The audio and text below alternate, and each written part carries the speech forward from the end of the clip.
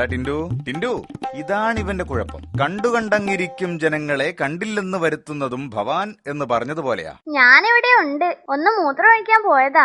നിനക്കെന്താടാ മൂത്രം പോകുന്നതിന്റെ അസുഖമുണ്ടോ? ഇതിന്ന് എത്രാമത്തെ തവണയാ ഇത് ഒഴിക്കാൻ പോകുന്നത്? അച്ഛനിപ്പൊ എന്തിനാ വിളിച്ചേ? അത് പറ.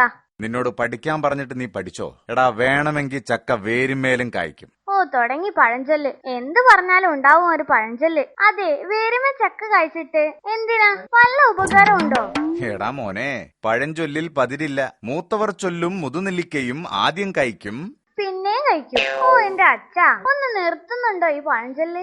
ഇല്ല, തൽക്കാലം നിർത്താൻ ഉദ്ദേശിച്ചിട്ടില്ല. എടാ, ഞാനൊരു പഴഞ്ചൊല്ല് പറയാം, നീ അതിന്റെ അർത്ഥം പറയണം. കുഴഞ്ഞല്ലേ എന്റെ ദൈവമേ. ആ, ചോദിക്ക്. കൈ നനയാതെ മീൻ പിടിക്കാൻ പറ്റില്ല. ദൈവമേ, ഇങ്ങനെ ഒരു മന്ദബുദ്ധി അച്ഛനെയാണല്ലോ എനിക്ക് അച്ഛനായി കിട്ടിയത്. എന്താടാ പറഞ്ഞത്? പിന്നല്ലാതെ, കൈ നനയാതെ മീൻ പിടിക്കാൻ പറ്റില്ല പോലും. എന്റെ അച്ഛ, അതിനല്ലേ ചൂണ്ടാ.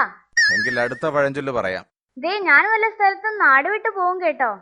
എടാ മോനെ, നിനക്ക് ഇത്തിരി വിവരം ഉണ്ടായിക്കോട്ടെ എന്ന് കരുതിയിട്ടല്ലേടാ ഞാൻ പഴഞ്ചൊല്ല് പറയണത്. ഒറ്റ പഴഞ്ചൊല്ല് കൂടെ, അത് കഴിഞ്ഞാ മോന് കളിക്കാൻ പോവാട്ടോ. ശരി, ചോദിക്ക്.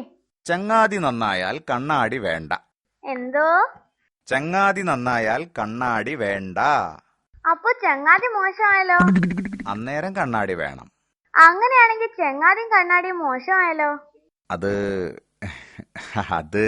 പറ അച്ഛാ, ചങ്ങാതിയും കണ്ണാടിയും മോശമായാലോ? അതെ, ഞാനൊന്ന് മൂത്രം ഒഴിച്ചിട്ട് വരാം. ഉള്ള കാര്യം ഞാനങ്ങ് പറഞ്ഞേക്കാം.